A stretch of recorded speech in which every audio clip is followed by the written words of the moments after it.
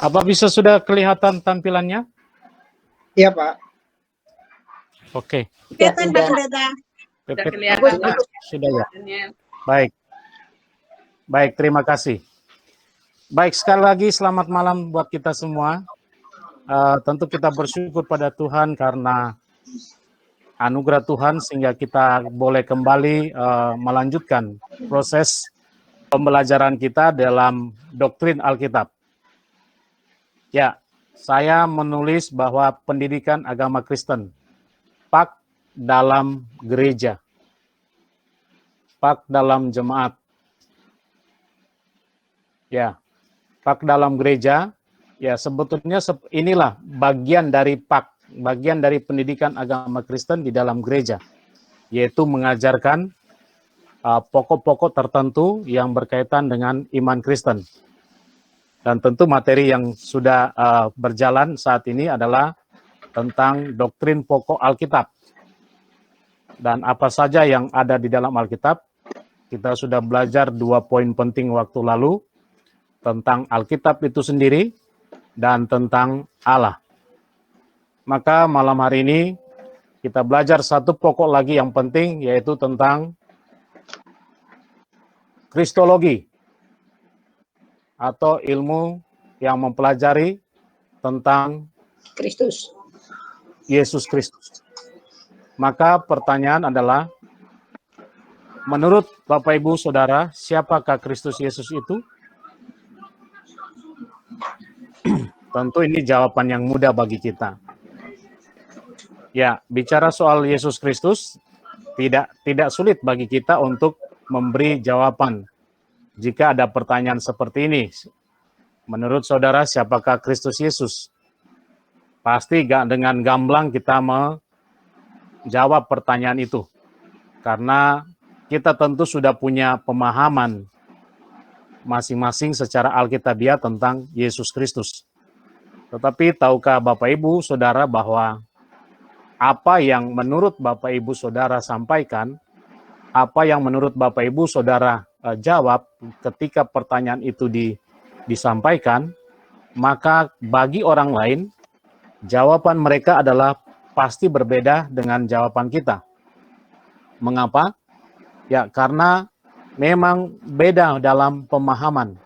Bagi kita, ketika kita menjawab pertanyaan siapakah Yesus Kristus menurut saudara, maka kita menjawabnya di dalam terang iman Kristen.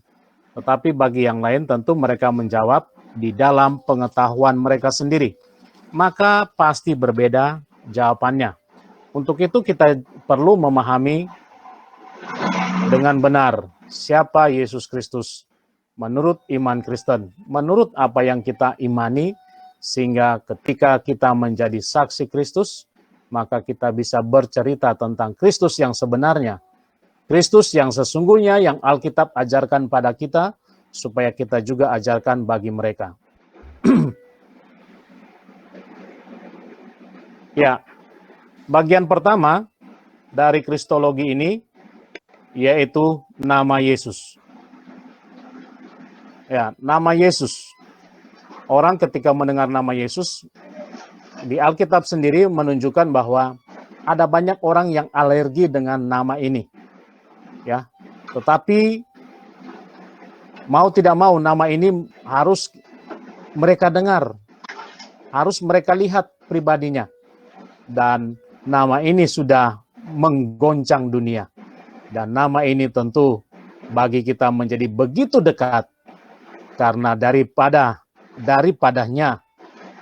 sumber kehidupan kita. Nama Yesus. Nama Yesus merupakan nama diri dalam bahasa Yunani yang berasal dari kata Ibrani Yehosua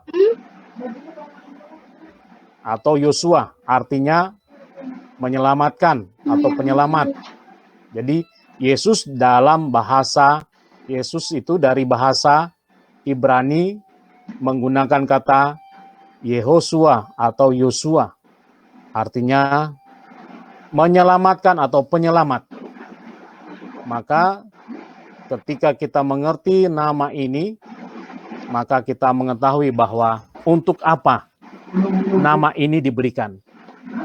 Kita tahu siapakah yang memberikan nama ini kepada bayi yang dilahirkan melalui perawan Maria. Nama ini tentu disebutkan langsung atau datang langsung dari kerajaan Allah yang dibawa oleh malaikat. Dan malaikat itu menyampaikan kepada yang namanya Yusuf. Malaikat memberitahu bahwa nanti Maria tunanganmu itu akan melahirkan. Dan dia akan melahirkan seorang laki-laki. Dan namakan bayi laki-laki itu dengan nama Yesus. Bisa kita baca di dalam Injil Matius pasal 1 ayat 25 ya, ayat 25 atau 15 saya lupa lagi. Ya, kita bisa baca dalam Injil Matius pasal 1. Jadi nama Yesus itu nama yang diberikan oleh Allah sendiri melalui perantara malaikat Yusuf, kemudian disampaikan kepada Yusuf untuk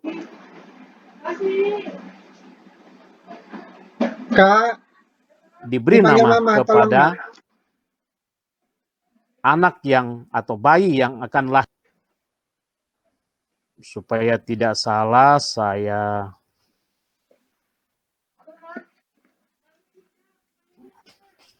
Iya betul Pak. Ya, ayat Matius, betul. Ayat 25. Ya.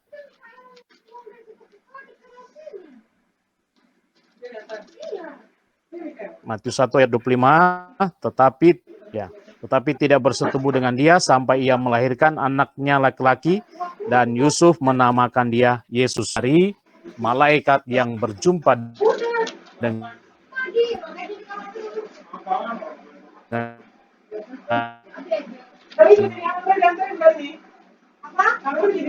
Yusuf pada waktu kerajaan sering juga menyebut Yesus Kristus dengan lengkap, ya, Yesus Kristus. Maka nama Kristus, ya, nama Kristus itu dari kata Yunani Kristos, artinya yang diurapi. Yang diurapi. Ini merupakan nama jabatan seperti juga halnya nama Mesias. Dari kata Mesah, artinya mengurapi. Jadi Kristus juga artinya yang diurapi. Jadi ketika nama kita menyebut, berarti menyebutnya secara lengkap. Satu pribadi yang menyelamatkan umat manusia yang juga diurapi oleh Allah. Jadi pribadi yang diurapi Allah untuk menyelamatkan manusia. Atau dengan kata lain, pribadi yang dipenugasan. Jadi pribadi yang ditugaskan oleh Allah untuk menyelamatkan manusia. Maka nama itu melekat dalam diri Yesus, dan itulah yang sesungguhnya kita lihat dia datang bukan untuk dirinya, tetapi untuk menyelamatkan manusia. Umat manusia yang berdosa. Bagian kedua, praeksistensi. Ya, Kristus itu apakah dia, kapan dia berada? Itu menjadi pertanyaan penting juga. Kapan Yesus itu berada? Ya, secara manusia, Kristus itu ada ketika tentu dia dikandung di dalam kandungan Maria. Lalu kemudian lahir. Lalu orang bisa lihat, oh ini bayi Yesus. Oh ini kemudian setelah bertumbuh ini kanak-kanak Yesus. Oh ini remaja dari Yesus. Oh ini guru yang disebut Yesus Kristus. Tetapi kemudian dilahirkan. Yesus Kristus itu sesungguhnya, kalau kita membaca dalam Alkitab bahwa tentang praeksistensi Yesus itu, dalam perjanjian lama itu sudah diberitahu. Ya, sudah ada. Dan kalau kita membaca di dalam kitab Kejadian, ketika adanya penciptaan, lalu di situ dipakaikan istilah bahwa ada dialog di sana. Allah mengatakan, baiklah kita menciptakan manusia. Nah, di situ menunjukkan ada dialog antara Allah Tritunggal. Jadi Kristus juga sudah ada. Yesus sudah ada. Kemudian pada ayat-ayat ini, Kejadian 18 ayat 1 dan seterusnya, lalu Yesaya 9 ayat 5 dan 6 menunjukkan keberadaan dari Yesus. Kemudian di dalam perjanjian baru, Yohanes 1 ayat 1, ayat 14,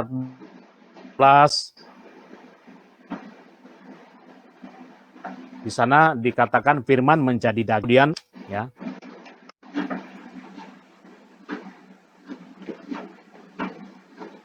Benar. Jadi Yesus eksistensi diri secara fisik, yaitu dikandung dalam manusia. Tetapi dia sudah ada sebelum itu semua terjadi. Kemudian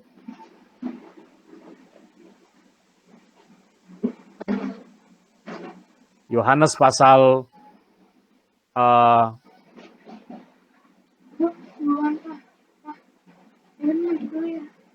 ya, dari Bapa, itu menunjukkan bahwa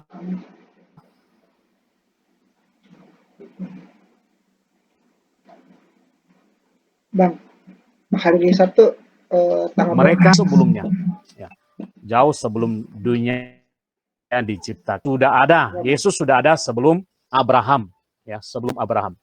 Jadi Yesus Kristus itu sudah ada sebelum benar-benar dapat dilihat oleh manusia di zaman itu, di zaman Yesus. Sebelum benar-benar dia menyatakan diri melalui menjadi manusia yang sejati. Yang kedua. Kemudian sekarang yang ketiga. Nah,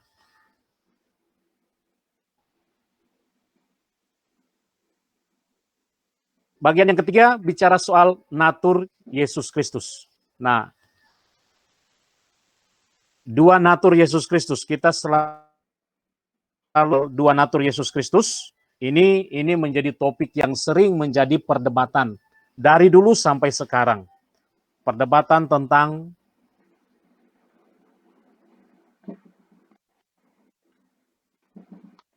Yesus sebagai manusia sejati, tetapi tidak mengakui Yesus sebagai Allah. Ada juga yang mengatakan bahwa Yesus itu setengah Allah, setengah manusia.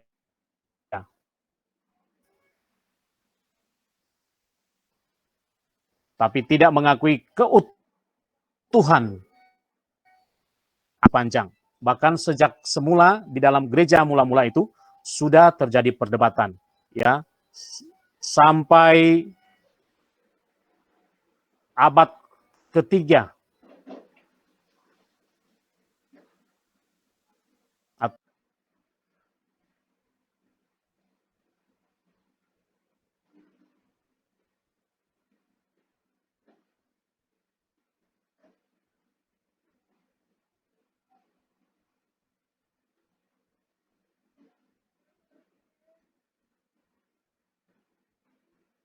atau kentakan tentang dua natur Kristus.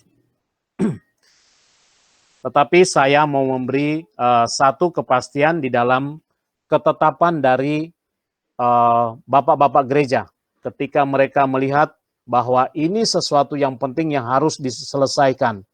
Maka mereka memberi ketetapan penting melalui sebuah konsili.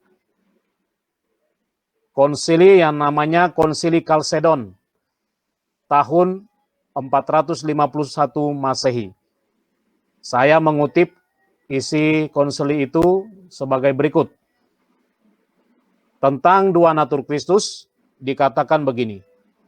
Yesus Kristus dikenal dalam dua natur, manusia dan Allah, yang tidak tercampur, tidak berubah, tidak terbagi, tidak tertukar, tidak terpisahkan satu dengan lainnya. Perbedaan kedua natur itu sama sekali tidak disingkirkan oleh kesatuan kedua natur itu. Tetapi sifat masing-masing natur tetap dipertahankan dan diam bersama-sama dalam satu pribadi dan satu substansi, tidak saling terpisah atau terbagi menjadi dua pribadi. Nah, ini karena ada banyak ajaran yang dianggap menyimpang dari kebenaran yang sejati melalui dua natur. Karena orang beranggapan bahwa Yesus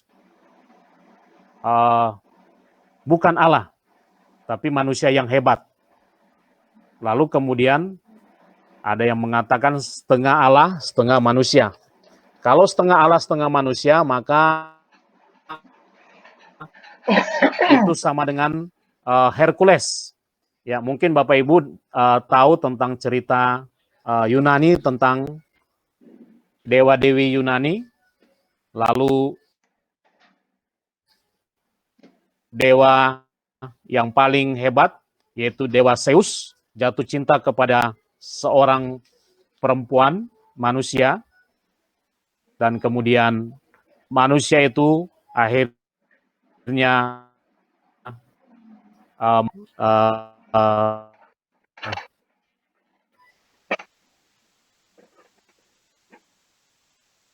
herdewa, setengah manusia. Dan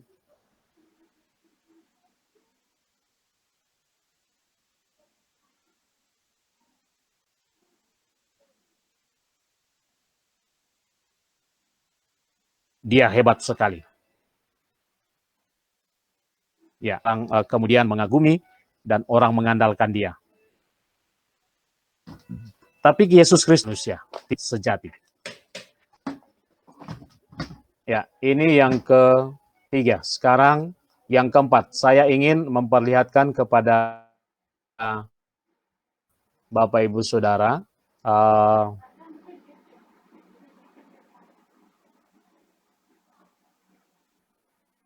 ajaran-ajaran yang salah mengenai dua. Ada banyak ajaran yang salah, tetapi saya cukup melihat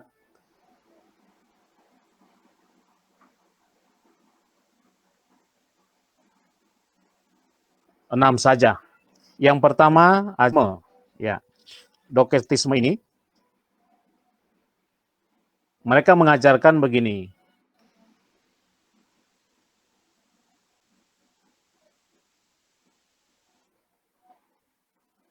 Yesus hanya kelihatannya saja seperti manusia Allah. Hanya kelihatan manusia. Jadi Allah tempat atau wadah manusia. Tapi sebetulnya dia Allah. Bukan manusia.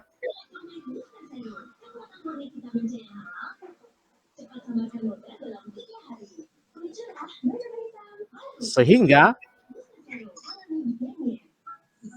kalau dilihat waktu dia disalib, dia pura-pura lemah, dia pura-pura tidak berdaya,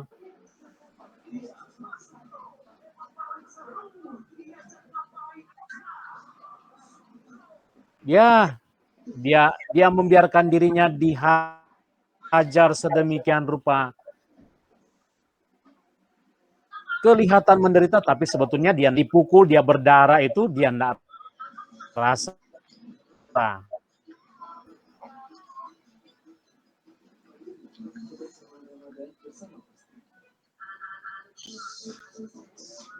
Dia memang menunjukkan, ya kalau bisa.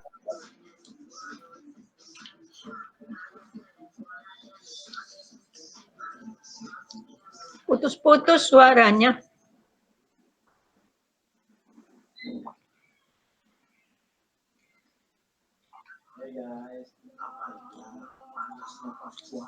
Sepertinya ada Dia gangguan. adalah Allah.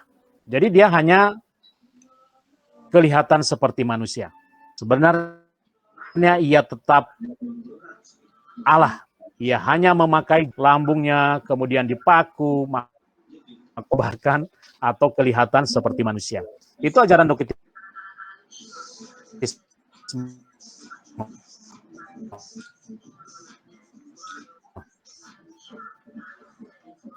Putus.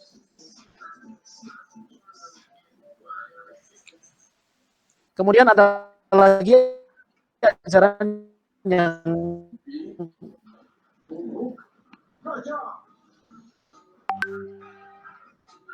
disebut dengan Apolonianisme. Ya, Apolonianisme ini ya dari nama di Laodikia.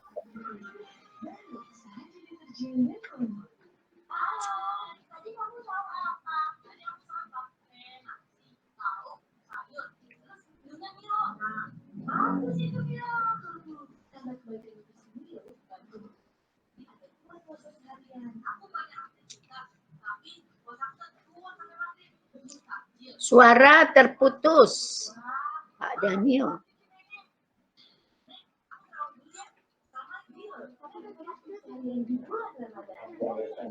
Iya, dari sana. Kalian suara putus-putus. Bagaimana cara mengatasinya? Itu koneksi lokal, Bu. Oh, dari sana. Iya. Lihat Allah keseluruhan. Tetapi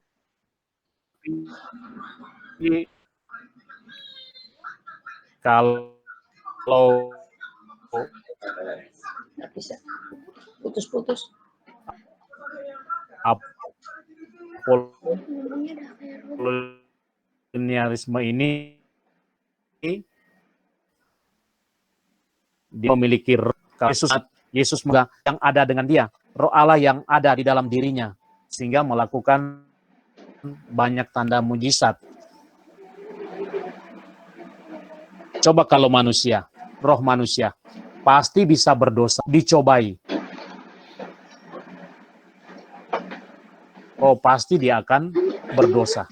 Tapi karena memiliki roh Allah, ya, roh Allah mengalahkan si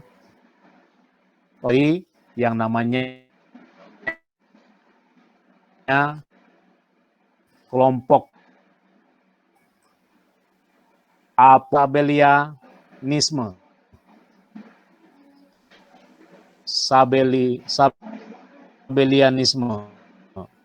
Sabellianisme ini mengajarkan begini. Mereka mengakui bahwa Allah hanya satu. Ya. Allah jumlahnya memang satu. Tetapi ia menyatakan diri dengan 3 cara yang berbeda. Menyatakan diri dengan 3 cara yang berbeda.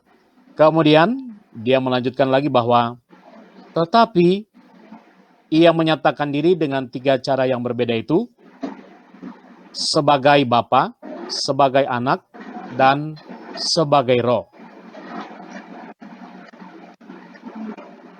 Allah pada waktu menciptakan berperan sebagai Bapa. Kemudian Allah itu juga berinkarnasi. Allah yang sama itu juga kemudian memelihara manusia, menyertai manusia, membimbing manusia, berperan sebagai Roh Kudus. Nah, tentu ajaran ini kelihatannya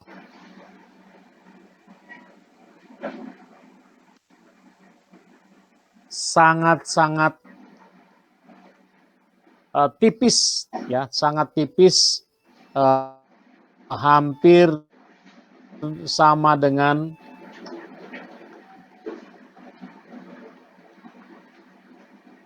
itu ya kita sebut dengan Gnostik. Ya, mereka mengajarkan begini. Allah Maha Suci. Sehingga tidak mungkin menciptakan dunia yang jahat. Jadi, mereka itu melihat bahwa Allah begitu kudus. Ya, mereka mempelajari Alkitab bahwa Allah itu manusia dengan dunia ini. Wah, dunia ini sudah berdosa. Dunia ini sudah jahat. Maka mereka mengambil kesimpulan bahwa Allah yang Maha Kudus itu tidak mungkin menciptakan manusia yang jahat. Tidak mungkin menciptakan dunia yang jahat.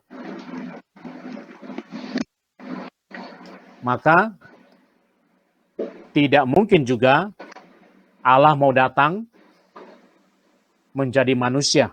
Manusia dosa, dunia sudah jahat, manusia sudah berdosa. Jadi untuk apa dia mau datang dan bergaul dengan manusia yang jahat, yang berdosa? Allah dari ajaran ini tentu dari satu pihak kita melihat bahwa mereka begitu mengagungkan Allah yang kudus. Itu baik. Sama seperti di zaman Perjanjian Lama, bahwa di zaman Perjanjian Lama juga kita tentu tahu bahwa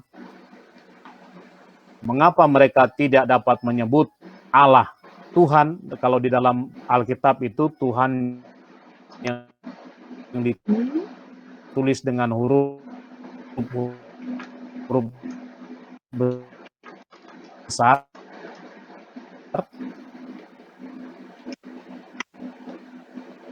semuanya T-U-H-A-N, huruf besar, itu menunjuk kepada Yahweh, orang sembarangan.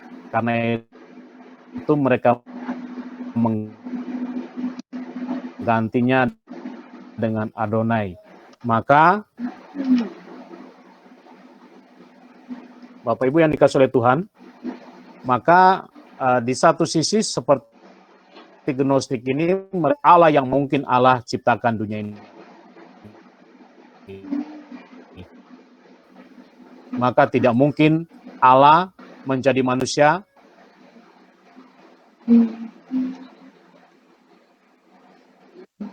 dalam diri Yesus Allah, lebih dari orang lain. Mendapat satu anugerah atau satu kemampuan yang melampaui manusia lain pada zaman itu. Selanjutnya ajaran berikut yaitu ebionisme. Ajaran ini menyatakan bahwa Yesus hanyalah manusia biasa yang kemudian dipilih Allah untuk menjadi Mesias karena ia melakukan Taurat setepat-tepatnya. Wah, ini luar biasa. Jadi mereka melihat Yesus ini adalah manusia biasa. Jadi mereka justru menghilangkan natur keilahian Yesus dan hanya mengakui Yesus sebagai manusia biasa. Sama dengan Gnostik, tapi beda di dalam pemahaman. Jadi ebionisme itu mengakui Yesus itu manusia biasa. Tetapi manusia biasa yang mendapatkan anugerah yang hebat dari Tuhan karena dia dipilih. Ya, dipilih oleh Allah setepat-tepatnya di dalam hidupnya.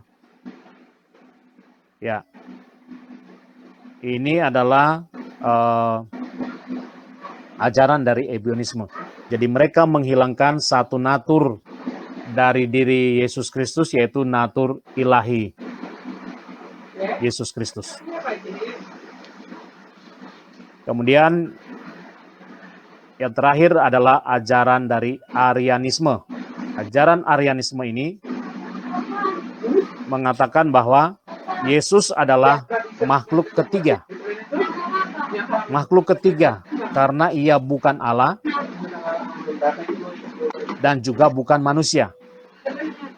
Nah, mengapa dia disebut makhluk ketiga?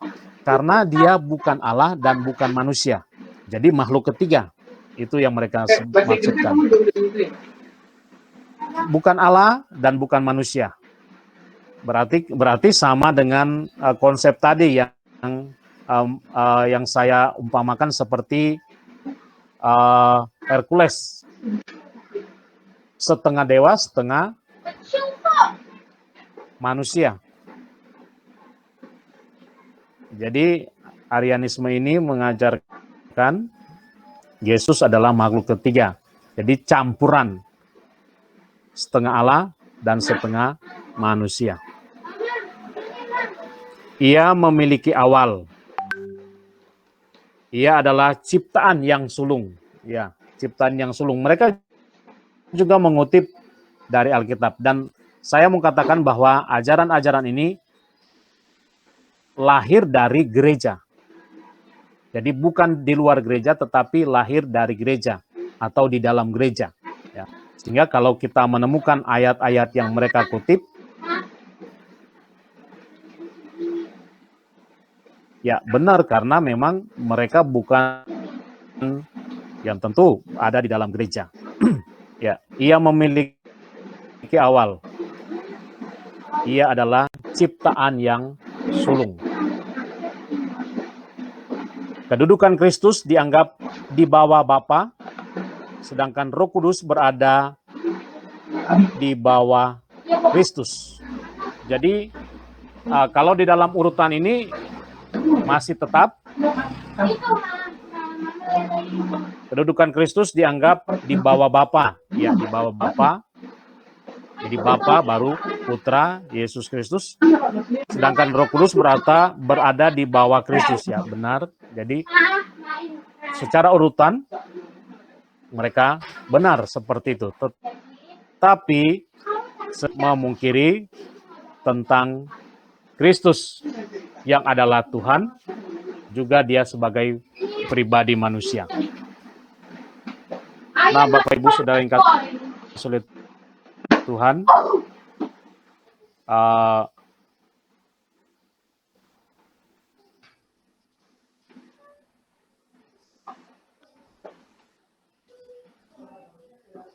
ya, saya pikir saya sampai di sini dulu karena terlalu banyak ini.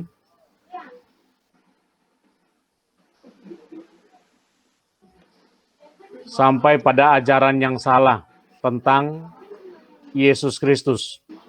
Ajaran-ajaran yang tidak mengakui Yesus, baik yang menyangkal keilahian Yesus Kristus, maupun juga yang menyangkal kemanusiaan Yesus Kristus. Dan ajaran-ajaran ini adalah ajaran-ajaran yang muncul bukan dari luar gereja, tetapi dari dalam gereja. Dan ajaran-ajaran ini sudah mulai dari gereja perdana, sudah muncul, ya, sudah muncul ajaran ini. Ajaran Gnostik itu pada awal sudah muncul. Jadi kalau ada ajaran-ajaran yang datang sampai hari ini yang menyimpang, ingat bahwa ajaran itu dulu sudah pernah ada dan dulu sudah dimulai sejak gereja perdana dan sampai hari ini. Jadi kita tidak perlu goyah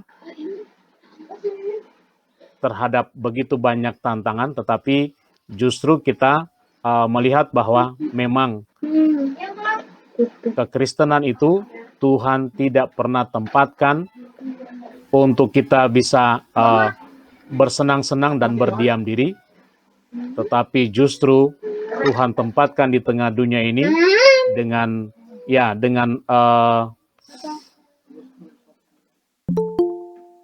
berada di tengah dunia seperti domba di tengah serigala. Karena itu kita tidak akan pernah berhenti mendengar ada ajaran yang salah menyerang iman Kristen. Kita tidak akan pernah berhenti mendengar bahwa ada muncul lagi ajaran baru yang menyimpang. Tetapi itu semua tentu sudah diingatkan kepada kita dan menjadi satu tantangan bagi kita untuk semakin bertekun di dalam ajaran yang benar, supaya kita tetap setia. Ya, demikian untuk penjelasan saya tentang belum baru pengenalan, ya. Kita belum masuk pada teologi dan sebagainya. Tentu ini baru pengenalan. Jadi kita baru bahas hari ini, yaitu nama, kemudian praeksistensi, kemudian natur.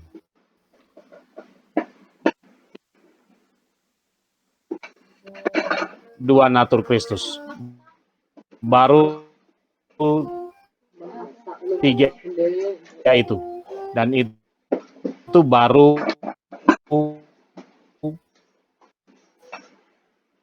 satu bagian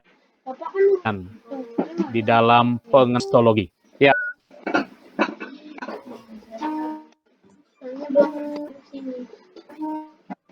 Ya, baik. Terima kasih untuk Bapak Pendeta Daniel atas paparannya. Namun sepertinya tentang hal pengenalan kita akan siapa Kristus itu belum seluruhnya selesai ya Pak Daniel ya. Ini baru pada bagian awal. 3 hal yang tadi disampaikan oleh Bapak Pendeta Daniel. Ya, begitu, baru perkenalan. Ya, baru perkenalan. Ini belum yang sesungguhnya siapakah itu Kristus ya, sesuai dengan kebenaran Alkitab yang hakiki ya. Tadi kan beberapa pendapat-pendapat daripada para pakar ya. Nah, sekarang bagaimana enaknya? Karena ini sepertinya belum selesai. Apakah akan dilanjutkan pada session berikut? Karena memang tadinya memang hanya dijadwalkan untuk 1 sesi, ya. Jadi setelah Alkitab, Allah, kemudian Kristus, kemudian nanti kita sambung Roh Kudus dan seterusnya. Tapi karena kelihatannya ini belum selesai, bagaimana Pak Pendeta? Apakah kita akan melanjutkan 1 sesi lagi, baru kita masuk sesi berikutnya?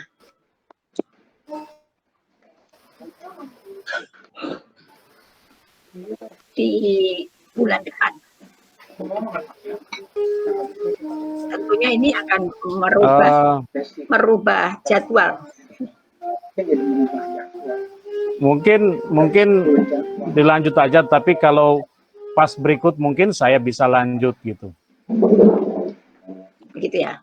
Karena berikut itu sebetulnya sudah topik yang lain, sudah meningkat ke tentang Roh Kudus. Supaya kita mengejar setelah Allah dalam arti Allah Bapa, Kristus, kemudian kita masuk ke Roh Kudus, kita akan masuk ke masalah Tritunggal, supaya jemaah tahu persis gitu tentang Putra dan Roh Kudus. Tapi kalau memang Pak Daniel mau melanjutkan, berarti sesi kita mundur. Ini juga mungkin hari ini agak kurang jelas ya, karena memang tadi terputus-putus ya, mungkin karena sinyal yang dari Jogja ya, sinyalnya di sana kurang baik. Jadi bagaimana Pak Daniel? Usul saya nanti sesi yang depan, bulan depan, itu kembali dilanjutkan sampai betul-betul kita bisa mengenal secara benar, bukan pengenalan yang salah dari yang tadi disampaikan tentang Kristus. Gimana Pak Daniel? Doain juga ya Kak ya. Halo. Kalau saya usul, ya. Kalau saya usul tetap seperti jadwal. Nanti jadi ini seperti roda terus berputar, tetap seperti jadwal. Nanti mungkin tahun depan ya kita sambung lagi. Begitu. Iya. Mungkin sambung lagi begitu. Iya. Karena sampai kapanpun, sampai 1 tahun ini, memang saya pikir nggak selesai. Ya, itu Ya. satu semester sendiri. Ya. Berapa SKS? Ya, karena kalau bicara kristologi utuh, Ya, ini kan baru I see. perkenalannya. Iya, iya. Ya, Jadi maksud saya kita belum memang masuk pada intinya karya, pada ada apa namanya, pada banyak hal. ajarannya, lalu hubungannya dengan keselamatan. Habis ini kasih tolong. Ya, nanti keselamatan ada sendiri, Pak. Jadi agak susah. Jadi Ya, biar aja berjalan seperti jadwal yang kita atur. Nah, oke. ya, tetapi tentu tidak bisa dipisahkan dari karya Kristus. Jadi Ya, keselamatan tanpa bicara salib Kristus tentu tidak bisa. pasti ya. Maka Meskipun nanti setelah ya, jadi seperti itu. Maka biarkan Yuk. putus-putus ya.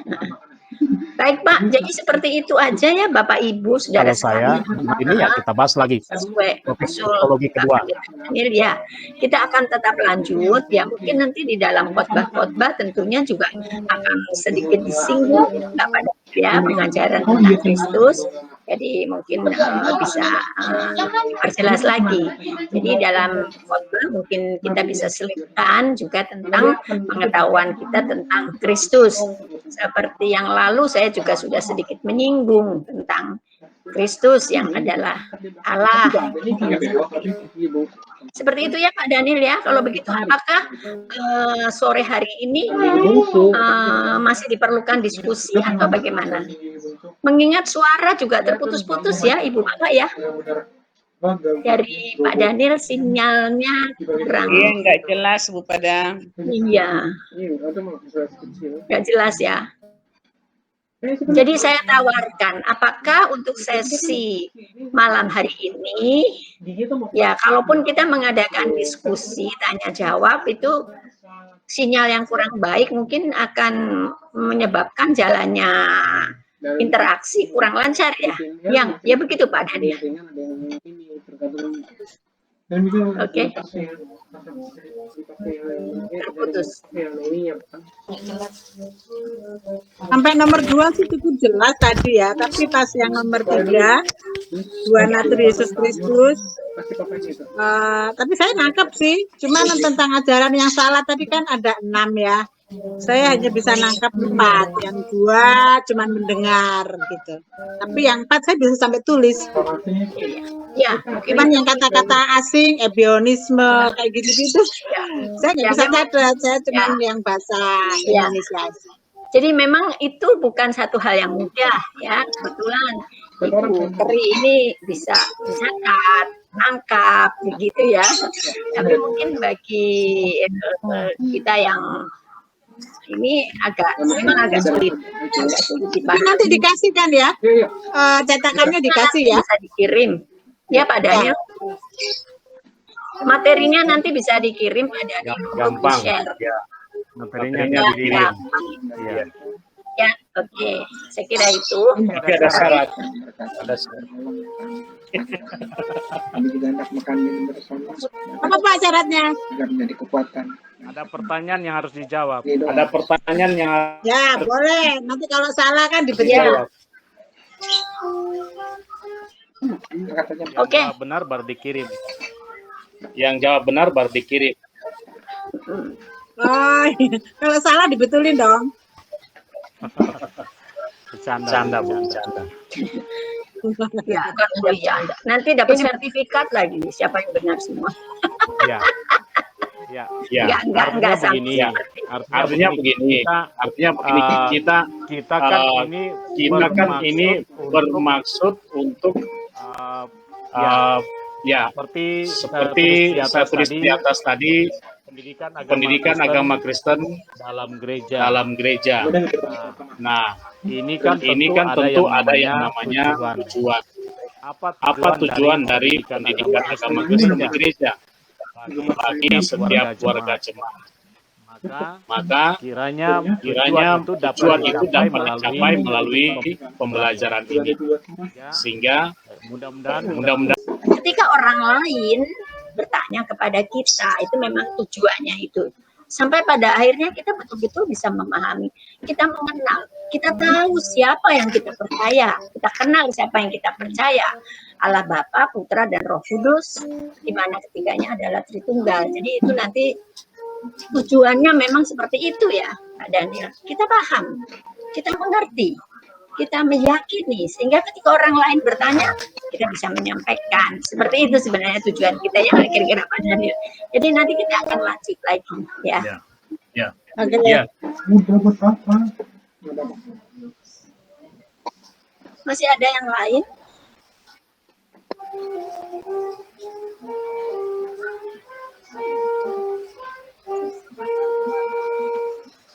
Pak Pendeta, saya mau tanya. Monggo, Mbak Diken. Banyak kali kita dengar dari orang yang bukan orang percaya gitu ya, kalau Yesus itu matinya itu sebenarnya itu bukan Yesus gitu, jadi kayak minjem orang lain gitu. Ya, Nah, itu ajaran yang salah yang dari mana sih Pak sebenarnya? dari orang Muslim. Ya. Baik, terima kasih Bu Niken atas pertanyaannya. Ya, memang ada ajaran yang mengatakan seperti itu. Jadi kalau dari 6 ini sebenarnya masih banyak uraian yang kalau saya mau tulis, cuman saya ambil garis besarnya saja. Bahwa memang ada ajaran yang seperti itu yang mengatakan yang disalib itu bukan Yesus, tetapi yang mirip Yesus. Nah, yang mirip Yesus. Lalu Yesus kemana? Ya, Yesus disembunyikan gitu. Yesus disembunyikan. Jadi yang disalib bukan Yesus, tetapi mirip Yesus. Jadi masih begini. Ada juga yang mengatakan begini, yang disalibkan itu bukan Yesus, tetapi murid Yesus yang bernama Yudas. Yudas yang disalib. Ini mengapa seperti itu? Karena kita tahu bahwa Alkitab ya, waktu Paskah, berita tentang kebangkitan Yesus itu ditutupi sedemikian rupa. Sehingga kalau kita baca Matius pasal 28 itu kan, dusta mahkamah agama itu supaya mengedarkan, ya kalau sekarang bilang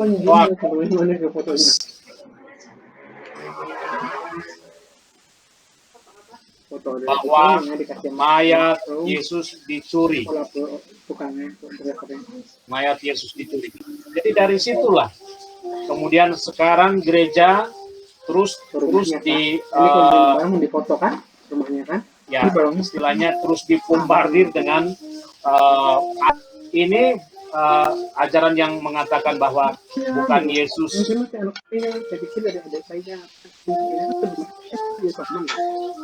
Salib itu ajaran yang menentang kekristenan. Ini. Ya. Bukan Yesus yang Kalau yang saya tulis tadi ada 6 itu ajaran di dalam kekristenan. Tetapi kalau yang tadi itu dia mengatakan bukan Yesus yang disalib, tapi orang mirip Yesus. Ada juga yang mengatakan Yudas Iskariot yang disalib, itu orang yang menentang kekristenan.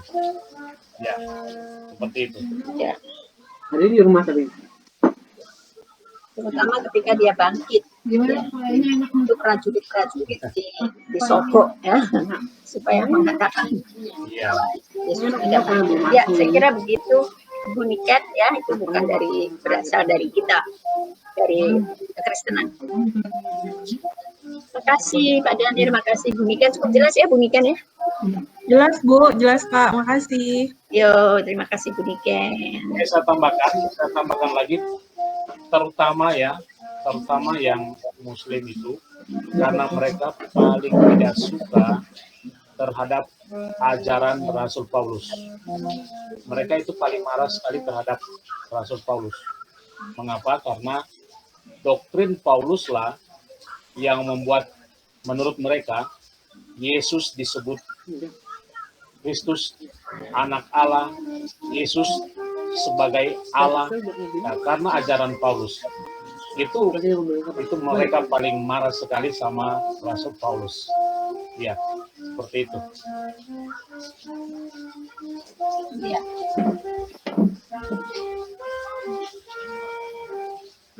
Ya, kira seperti itu. Masih ada waktu barangkali 5 menit. Sampai setengah 9 ya. Ini kita sudah 8:25 sampai 8:30. Masih ada kesempatan yang belum bertanya. Kalau nggak ada yang bertanya, saya mau bertanya. Ya, monggo. Boleh ya, saya mau bertanya. Sebelum Pak Daniel, saya mau tanya, boleh Pak? Ya, silakan. Baik, Pak, Ya, silakan. silakan kalian. Di Natal itu Merry Christmas, tetapi ada banyak tulisan Merry Xmas. Ya, Dan ini pun masuk ke dalam gereja. Di gereja ornamen-ornamennya Merry Xmas. Kalau pemahaman saya itu kan si Mr. X gitu ya. Sedangkan di Alkitab berkali-kali ditulis yang lahir adalah bayi Yesus, bayi laki-laki Yesus, dan dia adalah Immanuel. Mohon penjelasan dari Bapak. Mungkin beberapa kita gitu ya taunya, oh Merry Xmas seperti itu. Bagaimana pendapat Bapak mengenai si Mr. Xmas-nya itu, Pak? Terima kasih.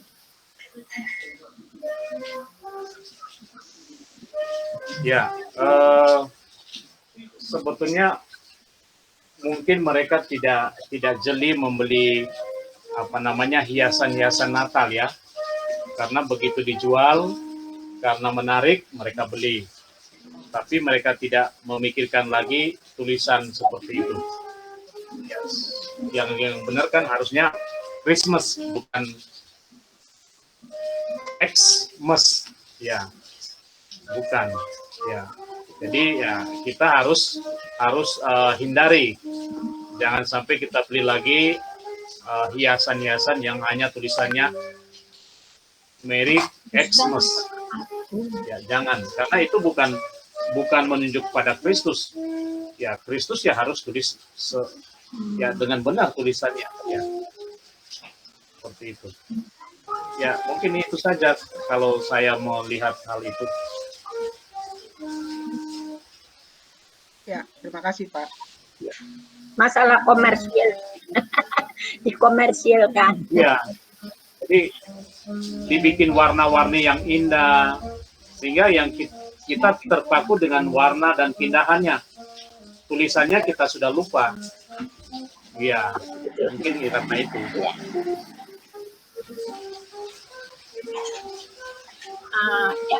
Jadi artinya kita sebagai pelayan gereja harus peka ya dengan simbol-simbol, dengan metode-metode bisnis. Jangan sampai kita membawa hal-hal di luar gereja ke dalam gereja. Baiknya adalah apa yang ada di dalam gereja itu kita keluar dari gereja. Seperti itu ya. Baterai lo. Tolong angkatkan sepindah itu. Oma, nggak usah ke susu, Oma. Baterai lo. Masih Ya. 2 menit lagi Bu, baru kita habis. Saya ingin sedikit menambahkan ya tentang ada hubungannya tadi dengan pertanyaan demikian sebenarnya. Jadi bahwa memang pada saat kebangkitan Tuhan Yesus itu pun orang tidak mengakui ya. Orang tidak mengakui, tidak saja kematian, penyaliban, tetapi kebangkitannya tidak diakui. Itu karena apa? Karena sesungguhnya penjaga-penjaga kubur itu sudah dibayar, disogok, ya, pada waktu itu oleh orang-orang Romawi, oleh orang-orang bahkan oleh orang-orang Yahudi. Itu terdapat di dalam Matius 28 ayat 11 sampai berapa ini? Ya, sampai ke 15 ya.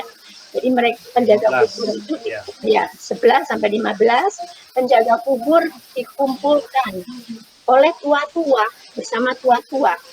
Terus mereka memberikan banyak uang ya, kepada penjaga kubur supaya mengatakan bahwa murid-murid Tuhan datang malam hari dan mencuri. Nah, itu kebohongan itu, praktek suap menyuap itu ternyata sudah ada sejak zaman Yesus, bahkan sejak zaman dulu. Nah, itu aja tambahan kita sehingga itu semakin menguatkan mereka. Bukan Yesus yang mati di salib. Lalu ketika dikabarkan dia bangkit, itu Yesus tidak bangkit, tetapi mayatnya dicuri oleh murid-muridnya. Itu saja ya. Sehingga itu amat sangat mengaburkan keyakinan kita akan kematian dan kebangkitan Kristus. Itu saja sedikit tambahan. Ya, Matius 28 ayat 11 sampai 15. Jadi jangan heran suap menyuap. Tapi dulu belum ada KPK ya. Jadi gak ditangkap.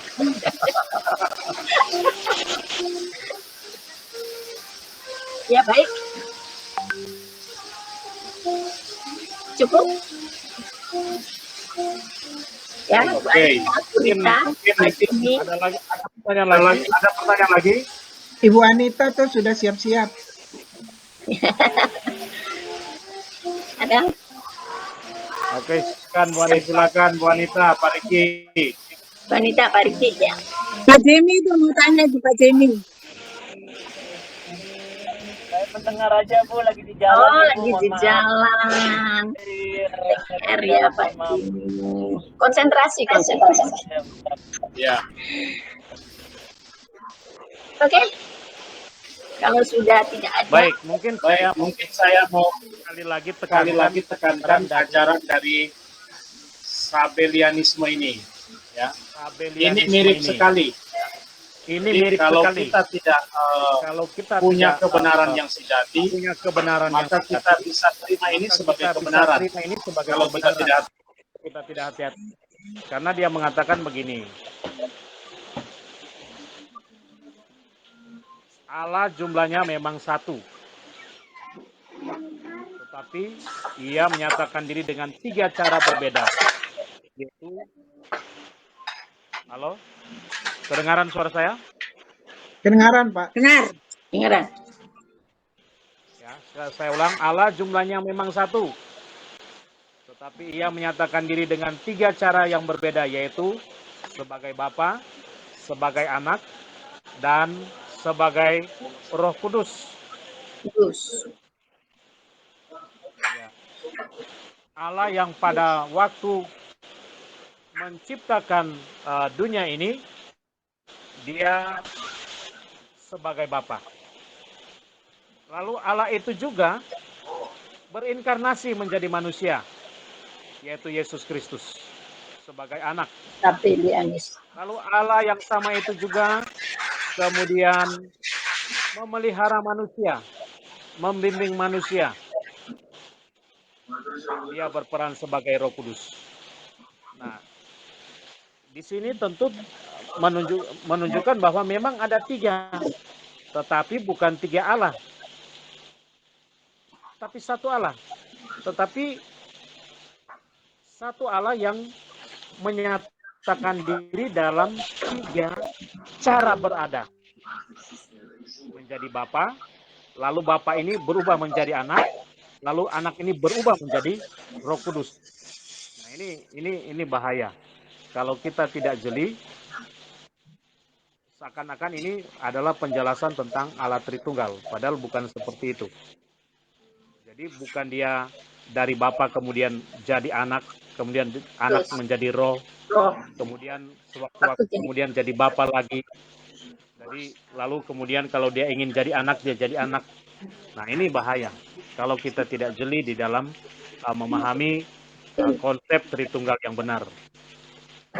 Ini ajaran Sabellisme ini mirip sekali dengan ajaran Tritunggal, tetapi berbedanya adalah cara beradahnya, ya, cara beradah. Keberadaan. Jadi sewaktu-waktu dia menyatakan diri sebagai Bapa, tapi dia berubah lagi menjadi, jadi bukan